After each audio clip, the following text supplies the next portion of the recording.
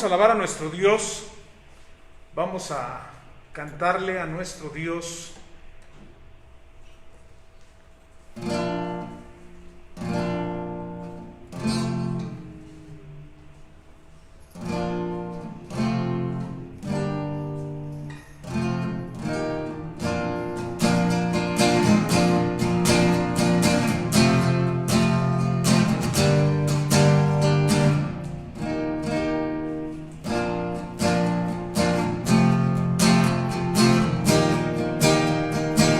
Gozo. Te bendeciré en la tierra de plenitud, de la bendición. Te bendeciré. Te bendeciré en la tierra de sequedad, en medio de tempestad.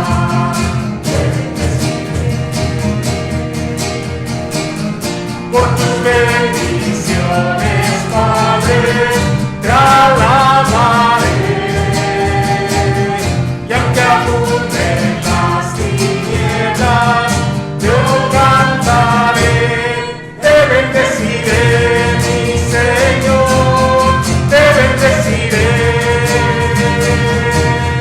Te bendeciré, mi Señor, Dios, tu nombre siempre alabaré.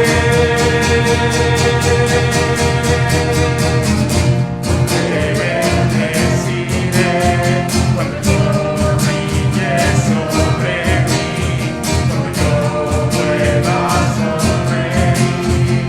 Te bendeciré.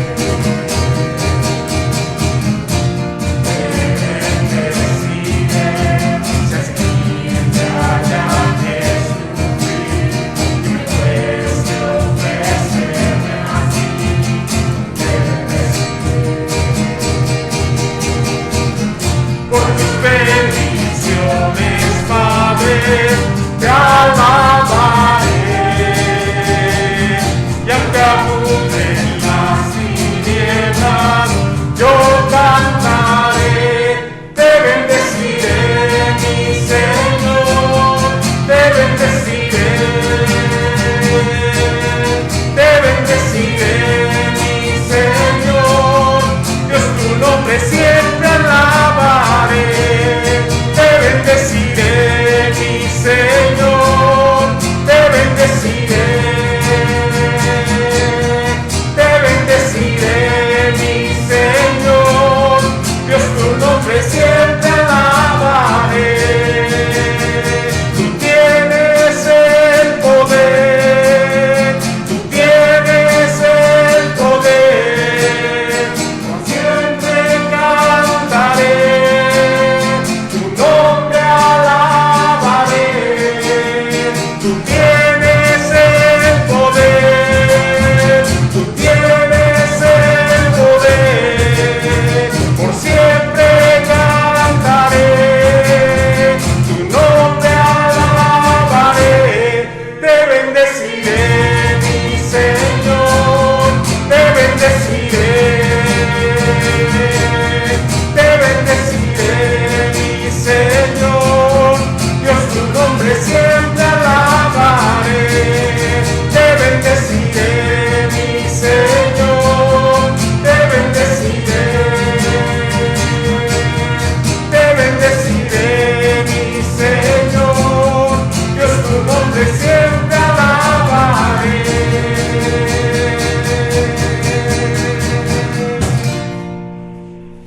Vamos a orar.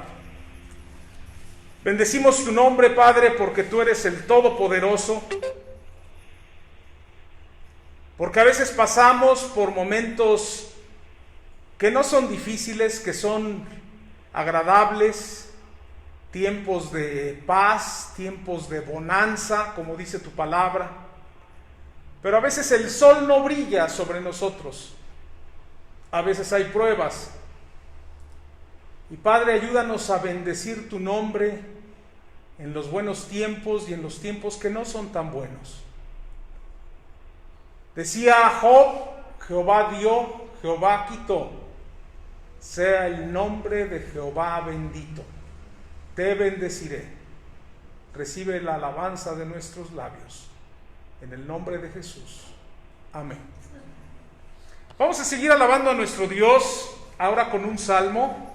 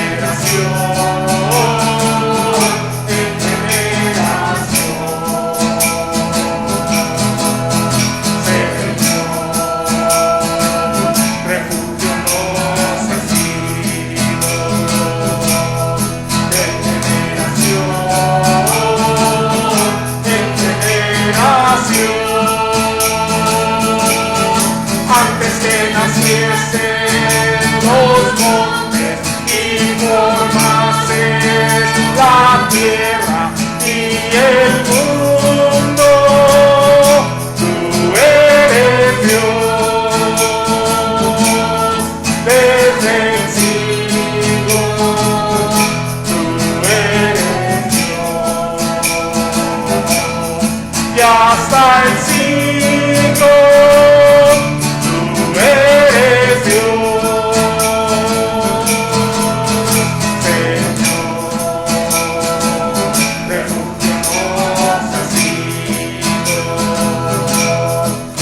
de generación en generación, Señor, refugio.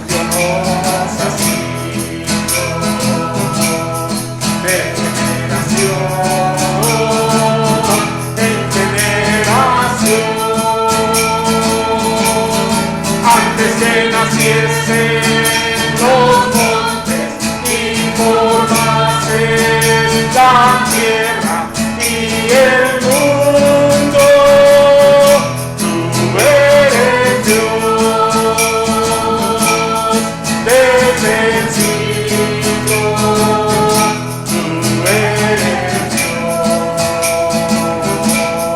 y hasta el siglo.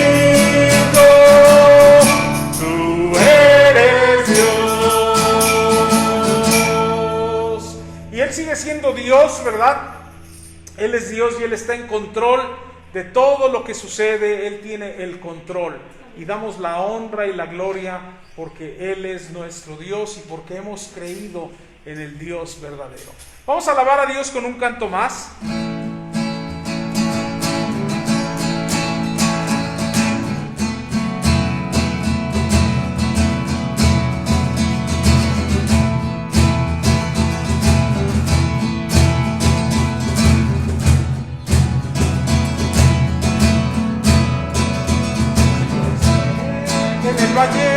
De la muerte y dolor, tu amor me quita todo temor. Y si llego a estar en el centro de la tempestad, no dudaré porque estás aquí y no temeré del mal, pues mi Dios conmigo está, pues mi Dios conmigo. ¿De quién temeré? ¿De quién temeré? No, no, no me soltarás en la palma, la tormenta, no, no, no me soltarás en lo alto, en lo bajo, no, no, no me soltarás, Dios nunca me dejará.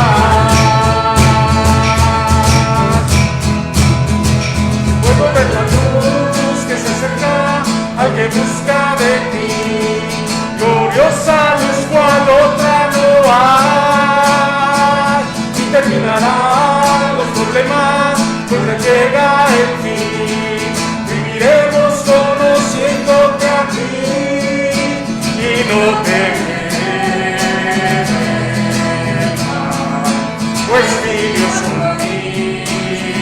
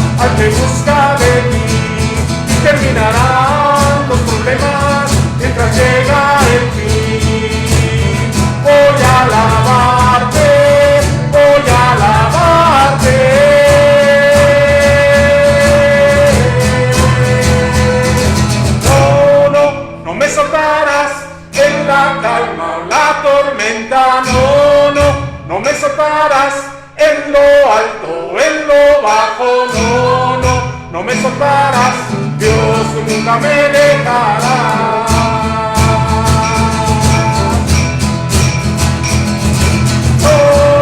No me soltarás en la calma o la tormenta, no me soltarás en lo alto, en lo bajo, no me soltarás, Dios nunca me dejará, Dios nunca me dejará.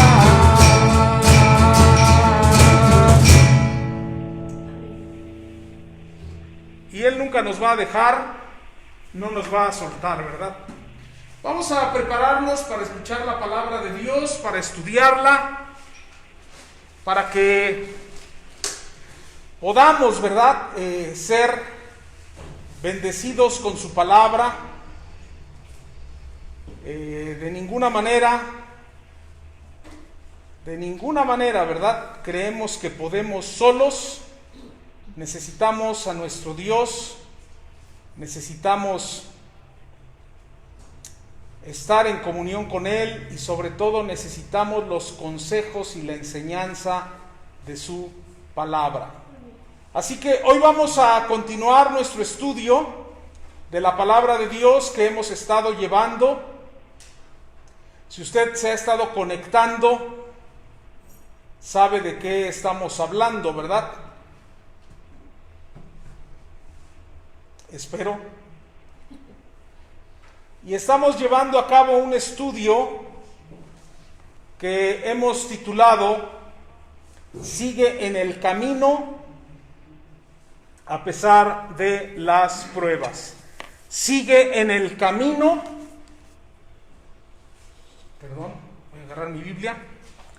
Sigue en el camino a pesar de las pruebas. Ya lo he dicho varias veces, es fácil querer salirse del camino cuando hay pruebas, cuando vivimos situaciones complicadas. Pero, como también ya hemos dicho, esta carta a los tesalonicenses fue escrita a un grupo de creyentes que había estado pasando por momentos muy difíciles. Esta iglesia, desde que fue formada, desde que se estableció, empezó a pasar por problemas y a vivir problemas desde el día 1.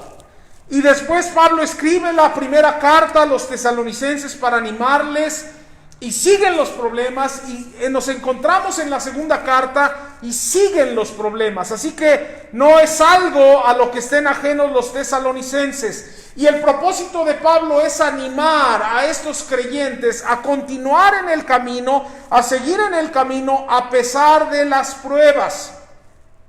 Así que quiero hoy compartir con ustedes un tema que he titulado Familia de Dios, estén firmes. Familia de Dios, y esto es para cada uno de nosotros. Eres parte de la familia de Dios. El mandato para ti y para mí es a que estemos firmes. Y quiero que vean conmigo el versículo 15 del capítulo 2, segunda a los tesalonicenses 2:15. Segunda a los tesalonicenses 2:15, que dice: así que hermanos, ¿a quién va dirigido esto? ¿A quiénes? A los hermanos. ¿Los que están aquí son hermanos o no? Amén, ¿verdad? Somos hermanos. Aquí sí que, hermanos, estad firmes. Y retened la doctrina que habéis aprendido, sea por palabra o por carta nuestra. La enseñanza y la exhortación es estar firmes.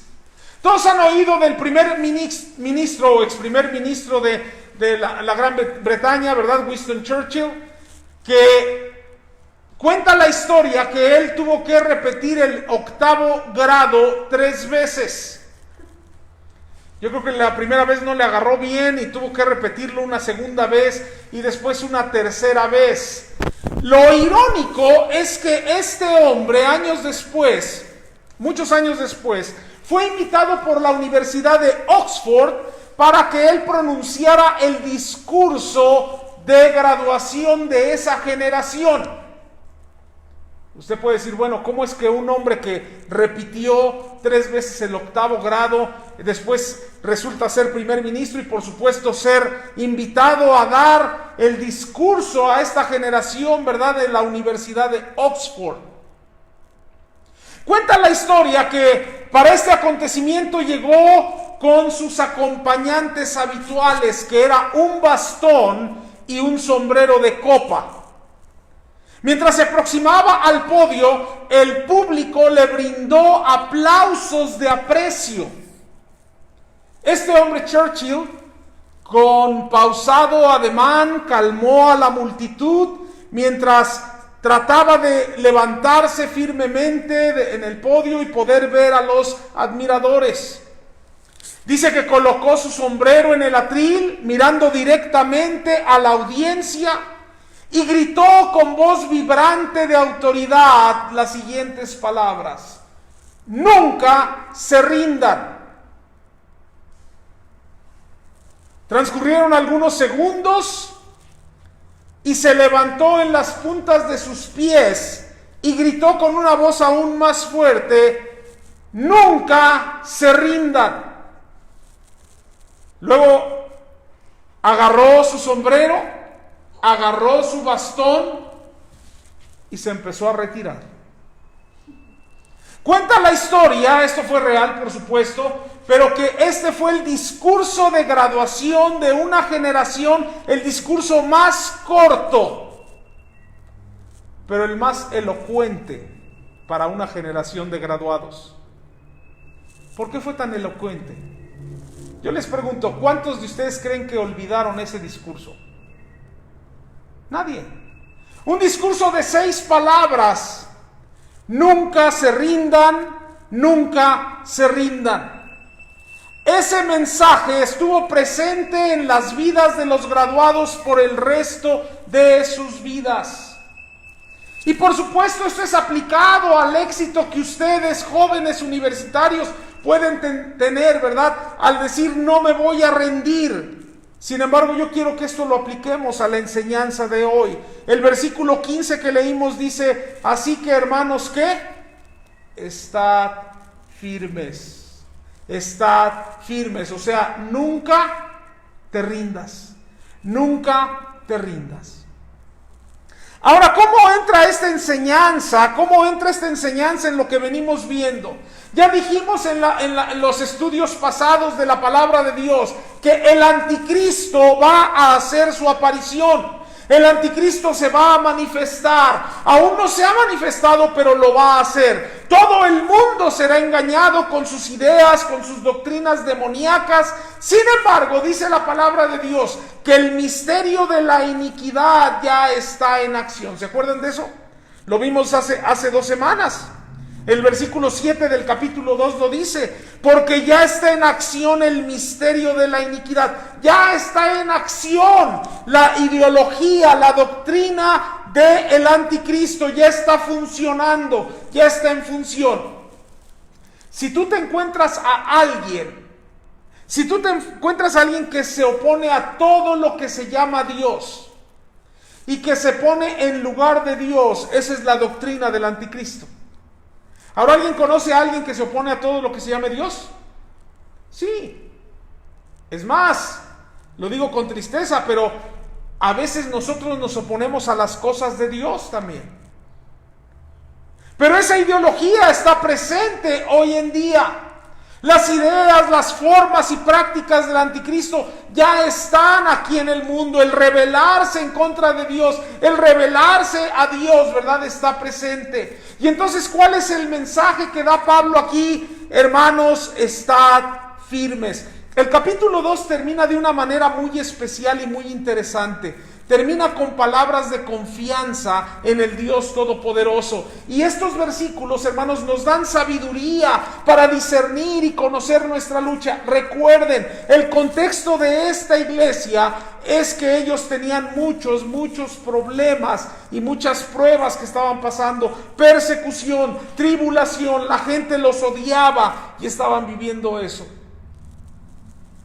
Pero quiero recordarles, hermanos, que nuestra lucha no es contra sangre y carne, sino dice la palabra de Dios que es contra huestes espirituales que están operando en el mundo. La semana pasada hablé de eso. ¿Por qué tú como cristiano a veces dices, ahora sí voy a obedecer a Dios, me voy a esforzar, y de repente te encuentras otra vez haciendo lo que Dios no quiere? Pablo luchó con eso cuando dijo que lo que él quería hacer, eso no hacía, y lo que no quería terminaba haciéndolo. Así que la exhortación es: estad firmes, estad firmes.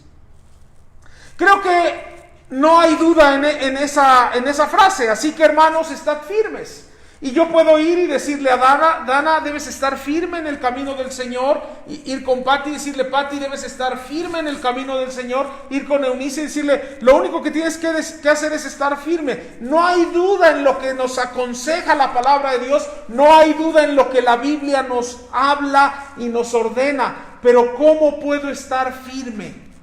Así que quiero compartir cómo estar firmes. ¿Cómo estar firmes? ¿Cómo podemos estar firmes? Bueno, dentro de cómo podemos estar firmes, quiero decirte, recuerda tu identidad en Cristo. Por cierto, cada uno de nosotros tiene una identidad en Cristo. Ahora vean lo que dice el versículo 13. 2:13. Pero nosotros debemos dar siempre gracias a Dios respecto a vosotros, hermanos amados por el Señor, de que Dios os haya escogido desde el principio para salvación, mediante la santificación por el Espíritu y la fe en la verdad. Versículo 14, a lo cual os llamó mediante nuestro Evangelio para alcanzar la gloria de nuestro Señor Jesucristo. Voy a tratar de desmenuzar estos dos versículos y quiero que en esta idea de recuerda tu identidad, es decir, cuando tú estés pasando por pruebas, recuerda tu identidad, porque eso te va a hacer estar firme. ¿Sí me explico? ¿Qué es lo que hacía Pablo y qué es lo que nos recomienda hacer al ver que hay pruebas y que hay a veces poderes secretos del pecado que están en operación y que te están atacando?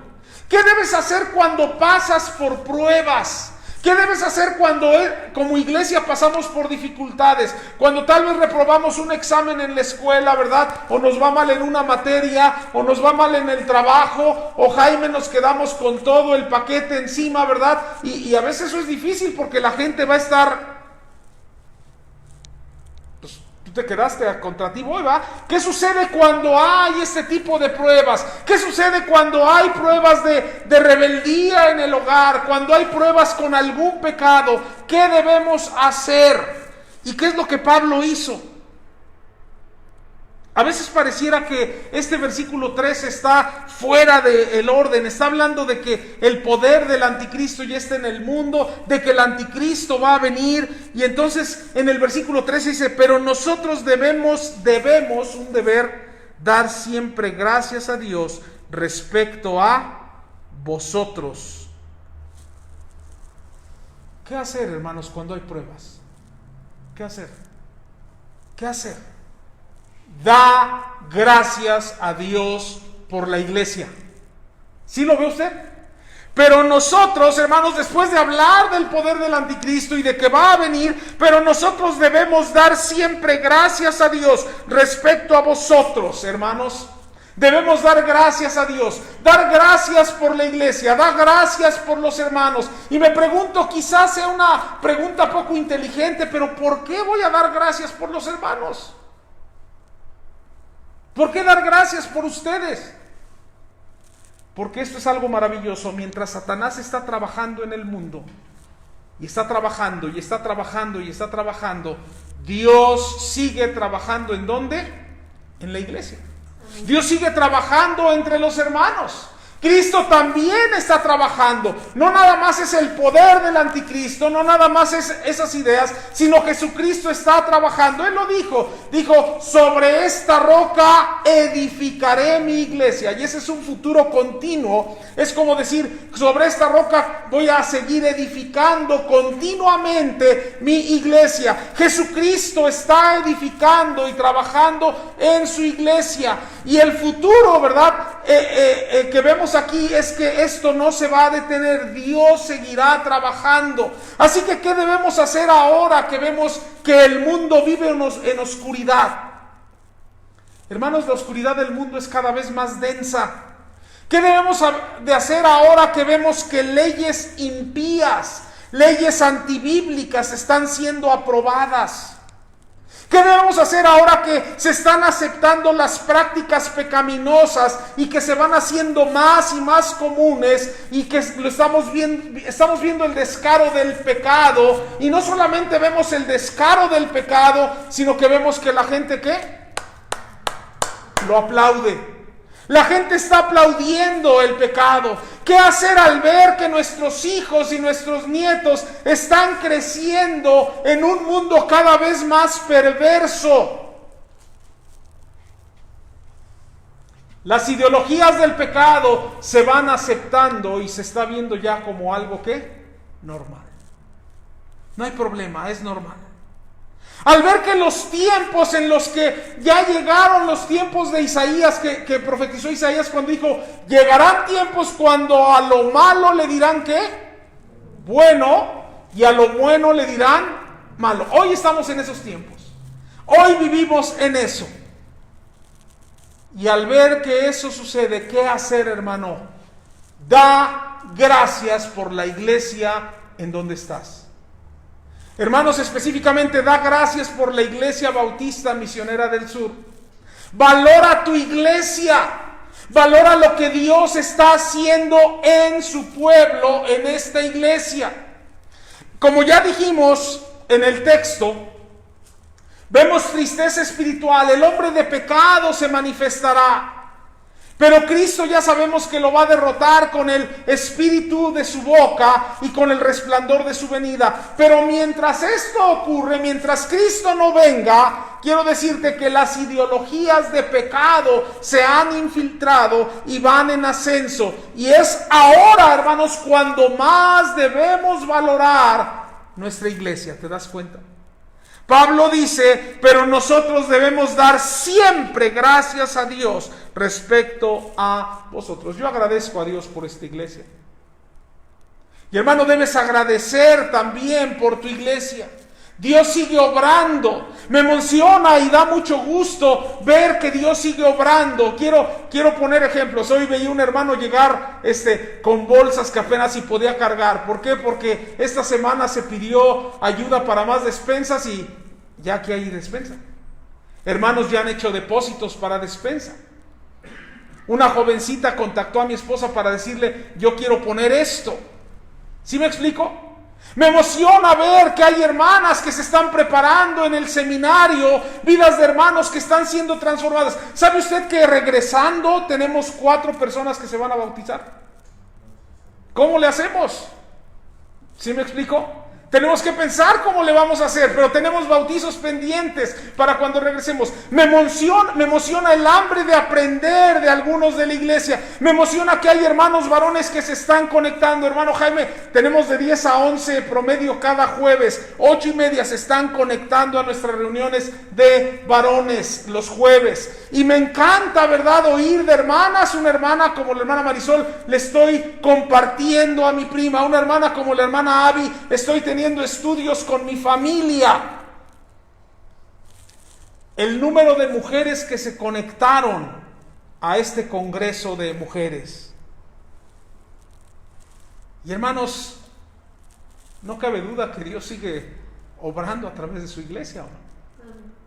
Mientras que Satanás está obrando, también nosotros vemos la mano de Dios trabajando en la iglesia. ¿Y qué debes hacer? Dar gracias respecto de vosotros, dar gracias por la iglesia, dar gracias porque hay hermanos que siguen, ¿verdad?, ofrendando y siguen diezmando, ¿verdad? Y hay hermanos que siguen haciendo. En este mundo perverso, Dios sigue obrando y su obra sigue adelante. Y Pablo agradece por la iglesia de los tesalonicenses, pero nosotros debemos dar siempre gracias a Dios respecto a vosotros. Hermano, tu identidad en Cristo es que Él sigue obrando y que eso te identifica con Él. que Dios sigue transformando esa vida, y esa vida, y esa vida, y esa vida, y esta vida, y esta vida, y esta vida, y esta vida, ¿verdad? Y Dios, estamos unidos a Él, estamos unidos a Él. Pero Pablo dice, por si no les queda claro de por qué doy gracias, quiero ser más minucioso en su identidad. ¿Qué somos en Cristo? ¿Qué somos en Cristo? Bueno, dice el versículo 13, que somos ¿qué? Y me voy a tratar de ir rápido, hermanos, porque tengo varios puntos aquí para desmenuzar en este versículo. Pero fíjese bien, pero nosotros debemos dar siempre gracias a Dios respecto a vosotros, hermanos, ¿qué? Hermanos, ¿qué?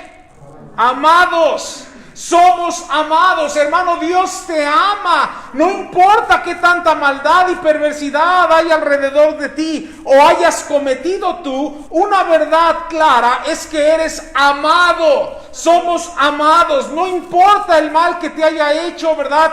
Alguien más, la maldad que está encima de ti. Eres amado por el Señor. Y es que la gente nos hace daño muchas veces, nos critica, hay envidia, ¿verdad? A veces de la misma familia viene el ataque, pero ¿sabes qué? Anímate, hermano, porque eres amado. Dios te ama. Sea la situación que estés viviendo, sea lo que sea, Dios te ama. Dios no solo siente compasión por ti. Es bonito sentir compasión por otros, ¿o no? Es bonito que alguien sienta compasión por ti, saber que alguien se compadece de ti, pero ¿sabes qué? No es suficiente. La Biblia dice, Dios ¿qué? Nos ama. A lo mejor podría decir el texto que Dios es empático, y es bonito que la gente tenga empatía. Se siente bien que la gente sea empática contigo. O a lo mejor alguien viene y te dice, ¿sabes qué? Lo siento que estés pasando por esa situación tan difícil, lo cual tal vez te anime. Pero Dios va más allá, porque Dios no nada más siente compasión, no nada más es empático, no nada más se acerca y te dice lo siento, ¿verdad? Sino que Dios te ama. Somos amados. Es nuestra identidad en Él. Quiero decirte algo, hermano, escucha bien, hermana, escucha. Si tus padres no te amaron, Dios sí. Si tus padres no te aman, Dios sí. Si tu papá se fue, si tu mamá se fue, si tus hermanos te aborrecen, si has tenido una vida difícil, si no ha sido fácil desde que eras pequeño, desde que naciste, ¿verdad? A lo mejor ni siquiera eras deseado. A lo mejor creciste con carencias, y no hablo de carencias materiales únicamente, hablo de carencias afectivas. A lo mejor hubo carencia emocional, sin esa caricia, sin esas palabras de ánimo, sin oír que alguien te diga te amo, sin oír que alguien te diga tú puedes, sin oír que alguien te diga estoy orgulloso, orgullosa de ti, sin oír palabras, ¿verdad?, que te digan estoy aquí para ti, cuando quieras platicar, no te desanimes. Sin oír que alguien te diga eres muy importante, eres especial, oye qué guapo estás, qué bonita estás, qué bien te ves. Si no hemos escuchado tal vez todo lo contrario algunos de nosotros. Qué feo estás, qué mal te ves, siempre con tus fachas, no me quites el tiempo, eres un estorbo. Y hay algunos que hasta llegan a decir, ¿verdad?, es que yo nunca quise tenerte.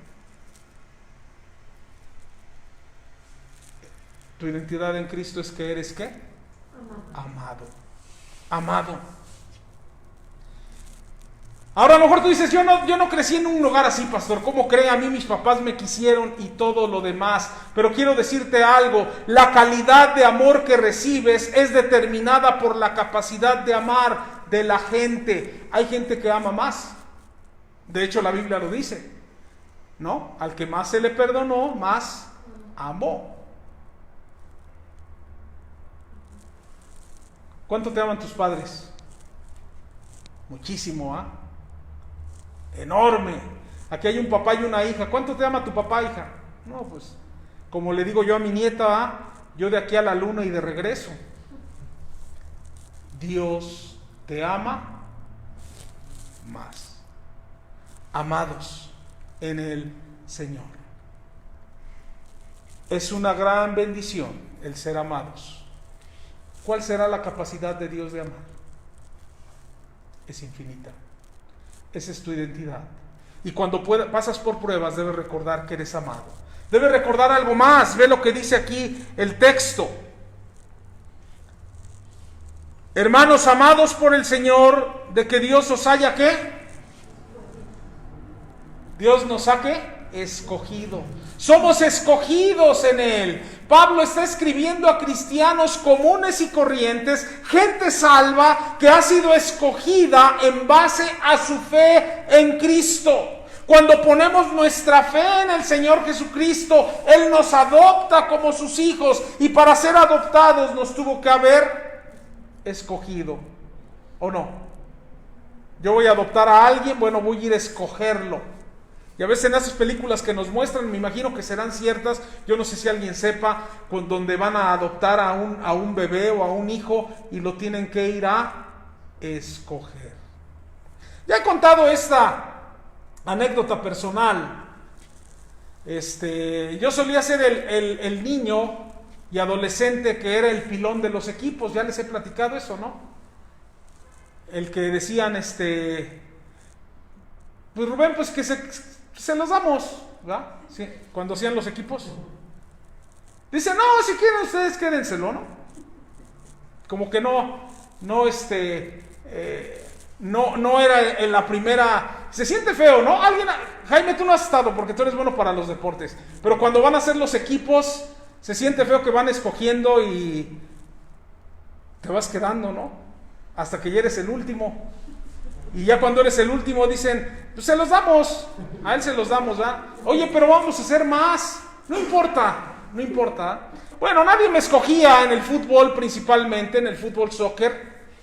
No cumplía con el perfil, para que suene más bonito, no cumplía con el perfil que se requería el equipo como jugador. Quiero decirte algo, se siente feo no ser escogido. ¿Sí? Se siente feo. Pero quiero decirte algo. ¿En base a qué nos escogió el Señor Jesucristo? A su conocimiento previo que Él tenía de que tú ibas a poner tu fe en Cristo. De que tú, Jaime, cuando tuvieras 20 años, ibas a creer en Jesucristo. No me acuerdo cuántos tenías, ¿verdad? Ibas a creer en Cristo Jesús. ¿Sí me explico? De que Dios iba a saber que tú, Dana, a los 12, a los 8 o no sé a qué edad, ibas a creer en Jesucristo. ¿Me explico? De que Dios sabía que tú, Sam, a los 23 ibas a creer en Jesucristo. Y ya no me voy diciendo edades porque me voy a meter en problemas. Pero Dios ya sabía que tú a cierta edad ibas a creer en Jesucristo. Y en base a su conocimiento previo, que Él sabía que íbamos a creer, es que hemos sido escogidos. El que Dios sepa quién va a creer y quién no va a creer, no modifica la decisión de cada persona. ¿Me explico? Eso tiene que ver simplemente con el conocimiento previo de Dios. Nosotros no creemos en las doctrinas calvinistas, no somos calvinistas, creemos que Dios sabe todas las cosas y tiene una presciencia, preconocimiento de quién va a creer, ¿verdad? Y de quién no, pero eso no influye en la decisión de los que creen o los que no creen. La persona toma su decisión de creer o no creer. Pero Dios ya sabe por adelantado qué decisión va a tomar cada uno. Ahora quiero decirte algo, la mejor señal o marca o indicador de que eres escogido es la siguiente. ¿Está listo? Creer en Él. Muy sencillo. A ver, Dana, ¿tú ya creíste en Cristo como tu Salvador? Eres escogida. Tú, Isaac, eres escogido. Pero el que no ha creído en Cristo todavía no ha sido escogido. No es que no puedas saber si eres escogido o no, sino que lo sabes, ¿verdad? Porque crees en Él. Quiero decirte algo. En muchos equipos de fútbol de mis amigos, cuando era niño y adolescente, no cumplí el perfil. Pero ahorita cumplo el perfil que Jesucristo ha puesto. Porque el perfil es, ¿crees en mí? Y yo digo sí. Y soy escogido. Soy escogido, ¿verdad? Hoy cumplo el perfil de un buen jugador y he sido escogido en el equipo de nuestro Señor Jesucristo. Quiero decirte algo, saber esto es importante, pues esto nos va a ayudar a estar firmes. Esto nos permite estar bien cimentados y no andar a la deriva con la duda de ¿y si me iré con el Señor o no me iré? ¿Qué va a pasar? Tener esos momentos de creer y tener esos momentos de duda. No, podemos estar seguros. Podemos estar seguros, podemos estar firmes porque hemos sido escogidos. Menciono rápidamente lo que dice el versículo 13. Dios nos haya escogido desde el principio para salvación. Somos salvados por Cristo. No voy a comentar mucho. Usted sabe lo que es ser salvado por Cristo Jesús. Es decir, cuando hemos creído en Cristo, hemos sido salvados y ya no vamos a condenación. Hemos pasado de muerte a vida. Pero también la Biblia dice que somos santificados. Vea lo que dice ahí. Para salvación, ¿mediante la qué? La santificación. Esta es tu identidad en Cristo, eres santificado. Ahora, la palabra santificación a muchos cristianos nos lleva a pensar en una perfección absoluta. Y si eso fuera, entonces ninguno sería santificado, ¿sí? No se refiere a eso. Así que si tú tienes esa idea de perfección absoluta cuando ves santificado y tú dices, eso no soy yo, no soy perfecto, entonces no puedo ser santificado, entonces ¿por qué la palabra de Dios le dice a los creyentes de los tesalonicenses, que Dios les santificó por el Espíritu? Bueno, la palabra santificar viene del griego hagios, que significa separar o poner aparte. Aquí tengo una bolsa de dulces. Tal vez no se ve muy bien porque está viejita la bolsa, ¿va? Pero sí ven los dulces. Si yo agarro estos dulces y los aparto, digo, estos son míos, y les doy la bolsa y les digo, ustedes pueden hacer lo que gusten con el resto, pero estos, ¿qué? Son míos. Yo los he apartado, yo los he separado. Y cuando tomo esto para mí, no he tomado esos, pero he tomado estos que son para mí, los he apartado, son míos. Los demás pueden hacer lo que ustedes quieran, pero estos son míos. Y eso es lo que Dios hace con nosotros, ¿te das cuenta? Cuando tú has creído en Él, Él dice, Isaac, tú eres mío. Ya no te puedo compartir con el mundo, no te puedo compartir con esto, no te puedo compartir con el pecado, porque eres mío, está aquí.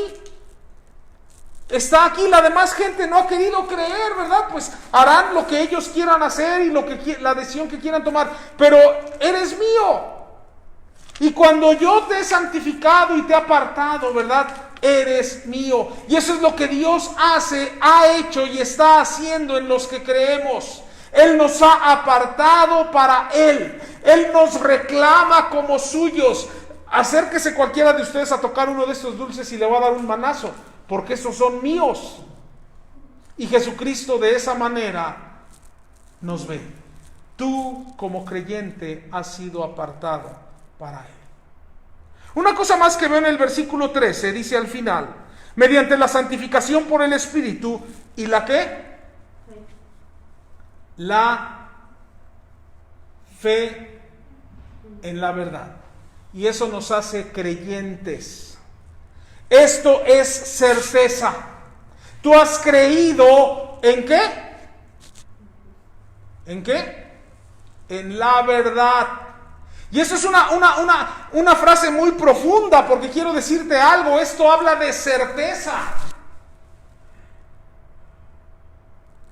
No es para que digas, pues mira, yo no sé si sea verdad, ahí esa iglesia donde voy, no sé si sea verdad, pero pues mientras son peras o son manzanas seguiré yendo. No, la Biblia dice, ¿verdad? En este versículo que Dios nos ha escogido y que ahora tenemos la fe puesta ¿en qué? En la verdad.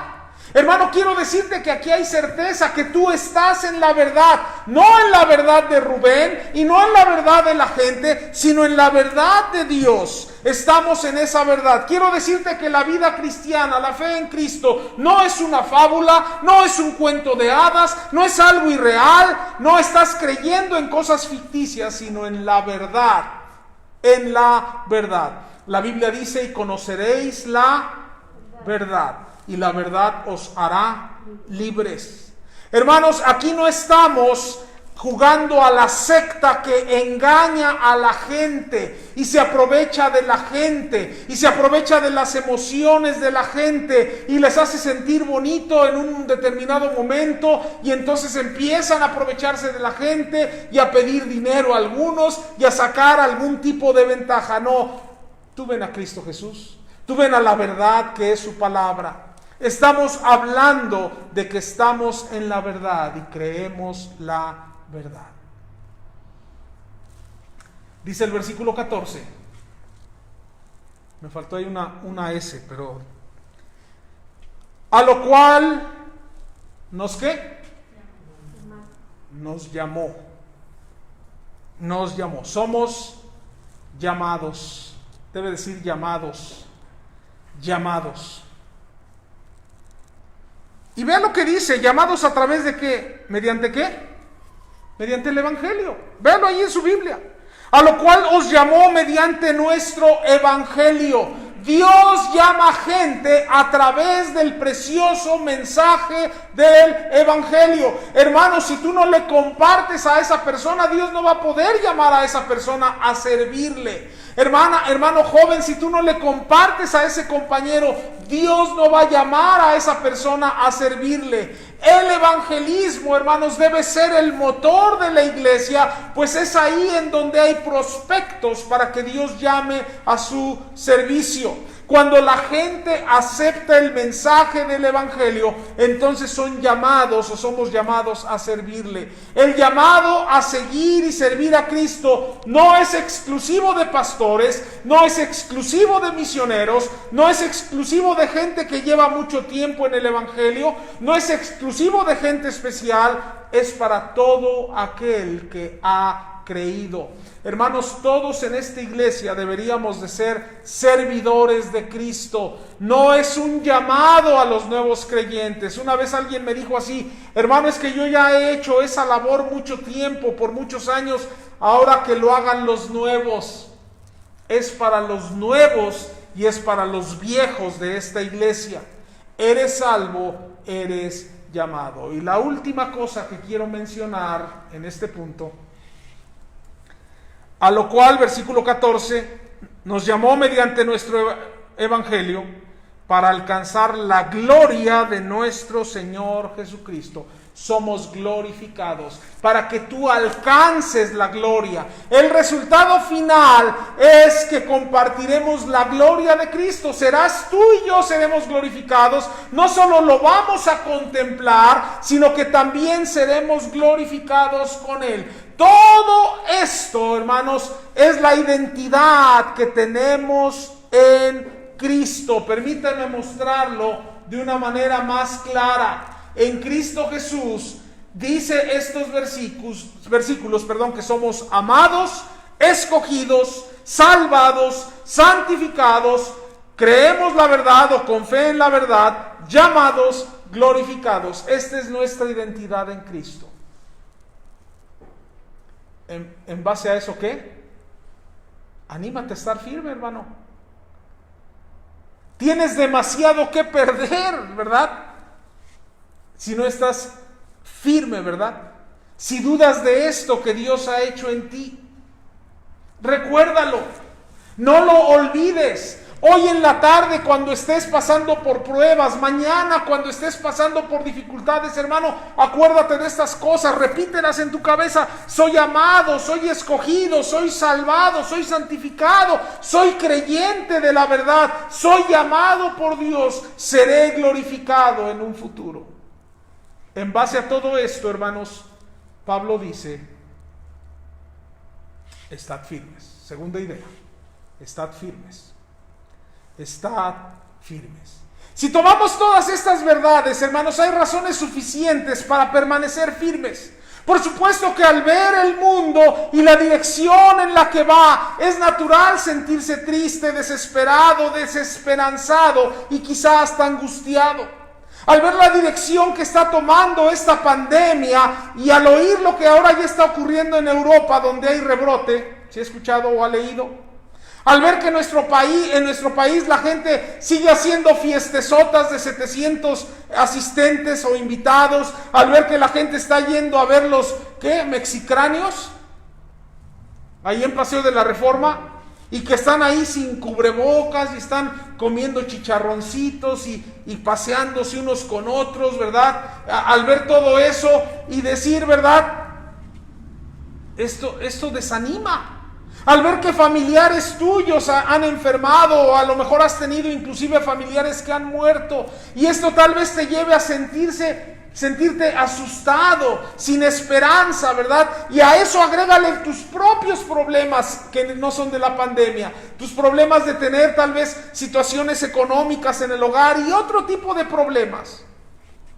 Hermano, toma estas verdades, abraza estas verdades, dirige tu alma a estas verdades, nutre tu alma y tu corazón con ellas, encuentra fortaleza, ¿verdad? En todas estas 7 cosas que hemos mencionado. Recuerda, eres amado, eres escogido, eres salvado, eres santificado, eres creyente en la verdad, eres llamado y tienes un futuro glorificado. En base a eso, estad firmes. Pero para estar firmes, quiero decirte algo, que Cristo te dará lo que necesitas para estar firme. ¿Qué necesitas para estar firme? Vea cómo cierra este capítulo, 2 versículos. Es una oración que hace Pablo por los tesalonicenses.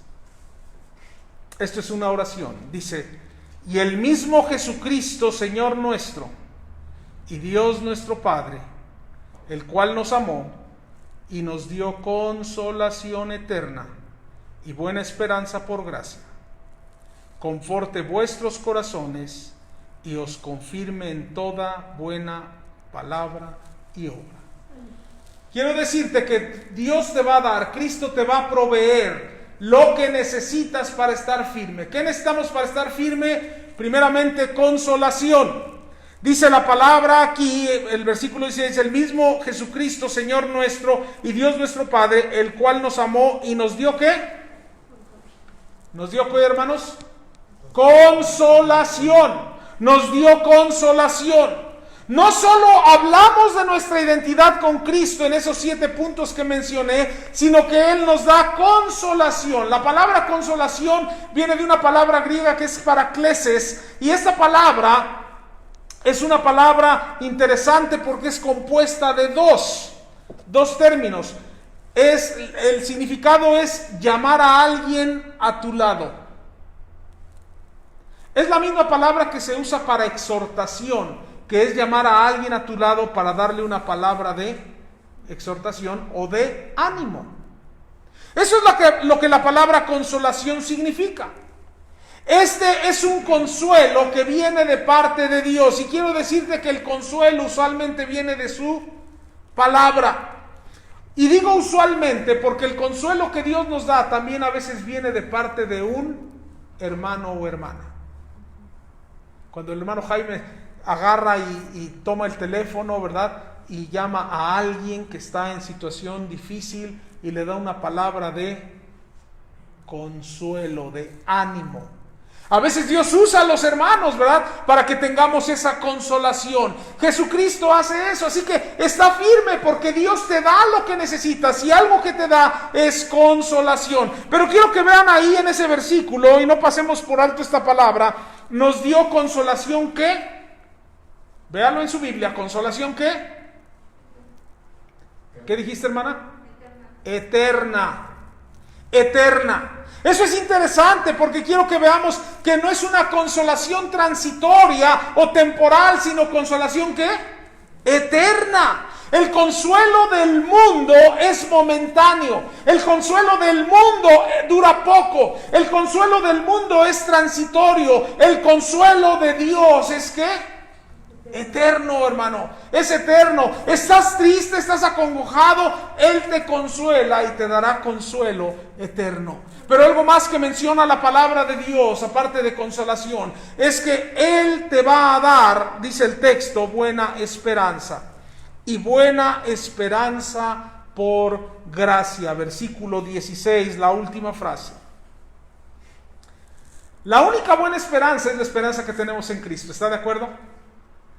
Hay falsas esperanzas que da el mundo. Hay falsas esperanzas que el mundo provee. El mundo sigue soñando con un mundo utópico, ¿sí o no? El mundo perfecto, lo seguimos o lo siguen esperando muchos. Hay ya religiones y grupos religiosos que ofrecen falsas esperanzas. ¿O no? Que te vas a hacer rico, que te vas a sanar, que se te van a acabar tus problemas, que todo va a ser color de rosa, ¿verdad? Que vas a encontrar el amor de tu vida, ¿verdad? Y es que dices, ya tengo 17, yo creo que ya me quedé.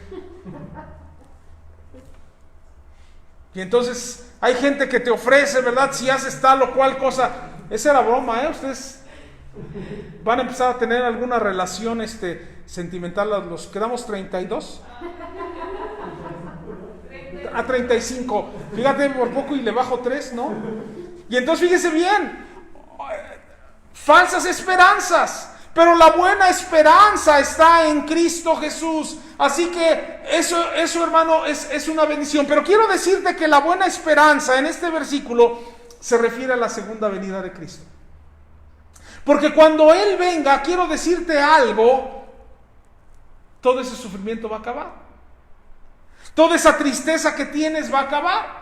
Ese sufrimiento va a acabar. No, ¿sabes qué? Ya no va a haber que pagar rentas, ¿o sí? Ya no hay que pagar rentas. Para muchos ese es el dolor de cabeza. Por ejemplo, para los que tienen negocios y que no les disminuyeron la renta de su local, ¿qué crees que tuvieron que hacer? O pagar la renta completa o dejarlo. Y por eso hoy vemos muchos negocios que están cerrados. Pero ¿sabes qué? En Cristo hay esperanza, porque ¿sabes qué? Cuando Él venga no habrá rentas que pagar, no habrá enfermedad, no habrá muertes, no habrá llanto, y como dice el canto, no habrá llanto ni dolor.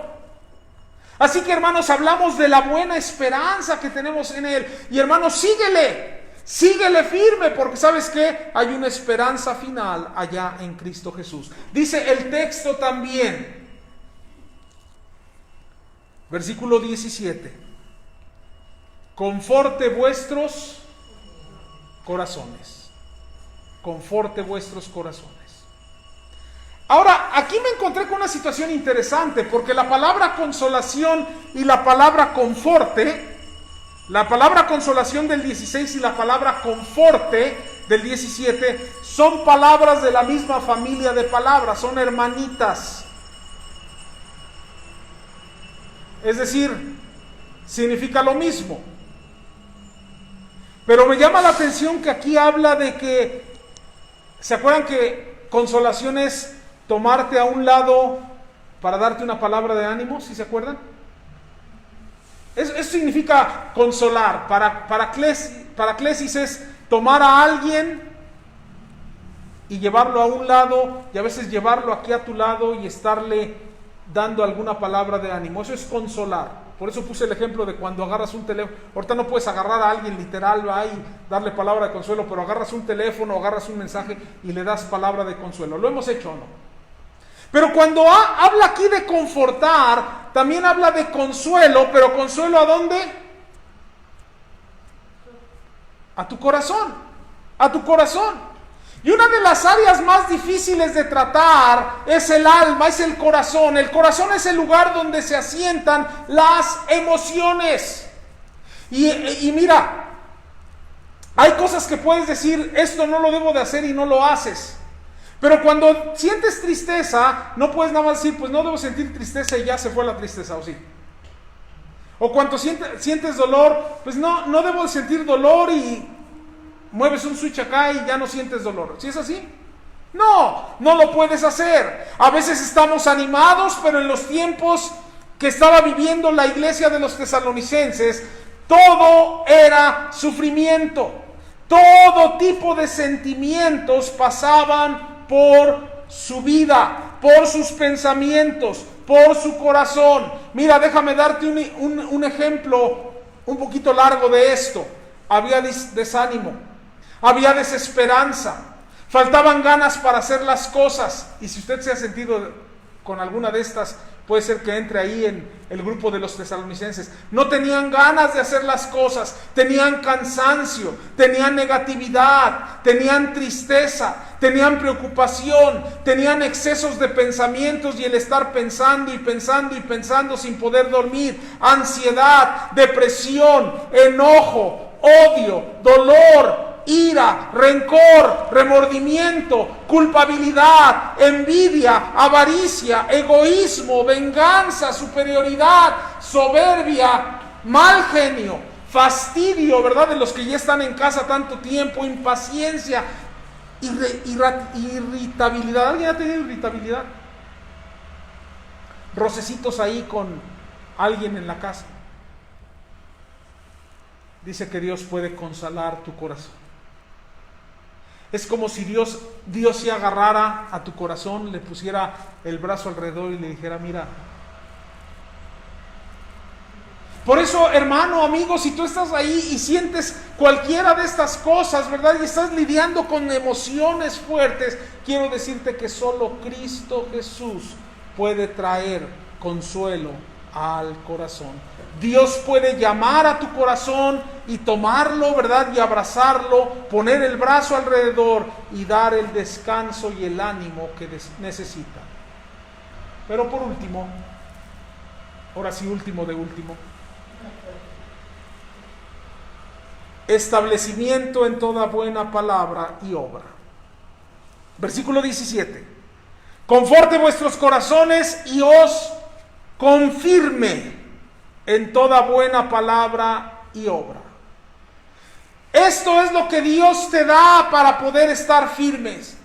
Dios te va a confirmar, a establecer en toda buena palabra y obra. La palabra confirmar, sterizo es la palabra griega, se traduce o entiende como hacer algo estable, como afirmar algo, ponerlo firme, como plantar algo con firmeza. Esta palabra se usa en aquel texto de Lucas 9:51, no lo busque, cuando dice la Biblia que Jesús afirmó su rostro para ir a Jerusalén.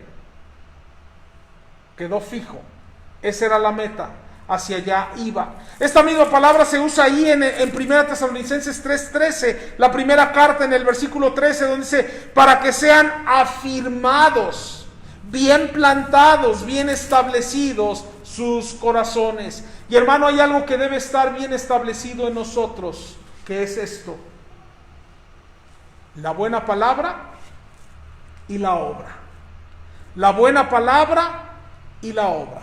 Porque yo me preguntaba, ¿por qué dice esto Pablo? Porque era común, como hoy es común, hablar y hacer poco. ¿Sí me explico?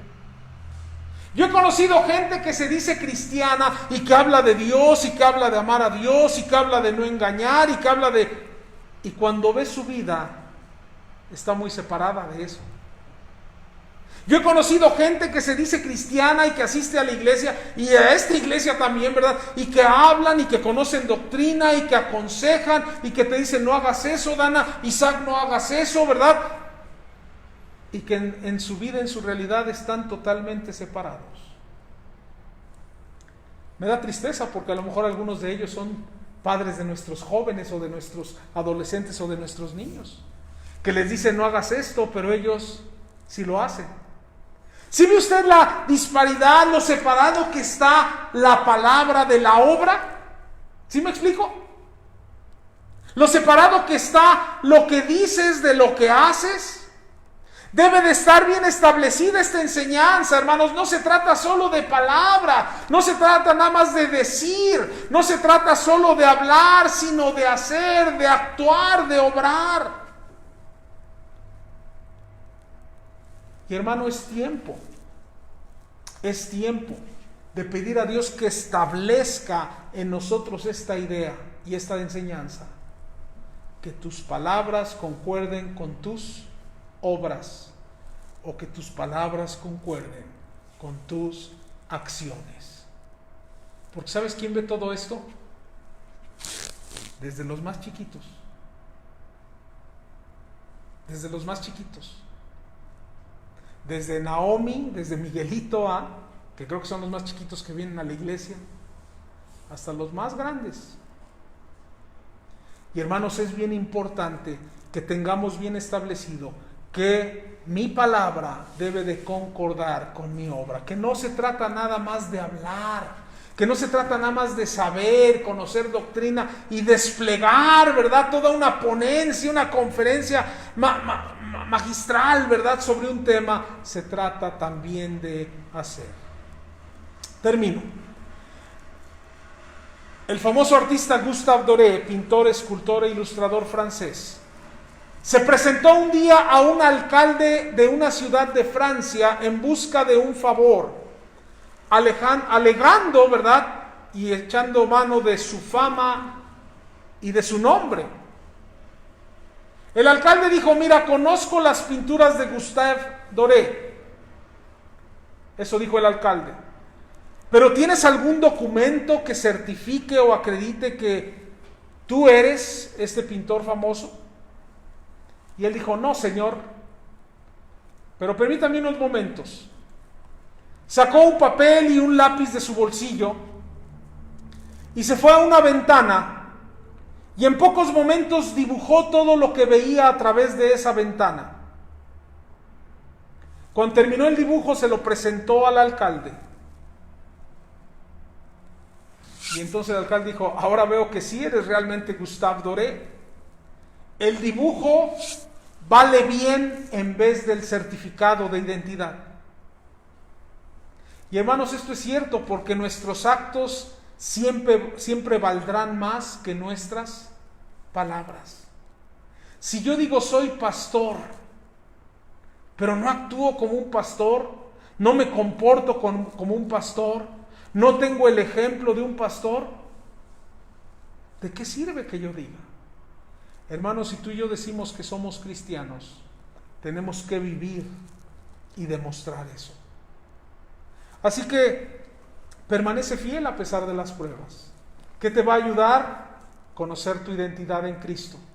Todas las 7 cosas que mencionamos. ¿Cómo puedes estar firme en medio de las pruebas? Dios te da las capacidades. ¿De qué manera? Consolándote, dándote buena esperanza, animando tu corazón y estableciendo en tu corazón que tu palabra y tu obra deben de ser las mismas.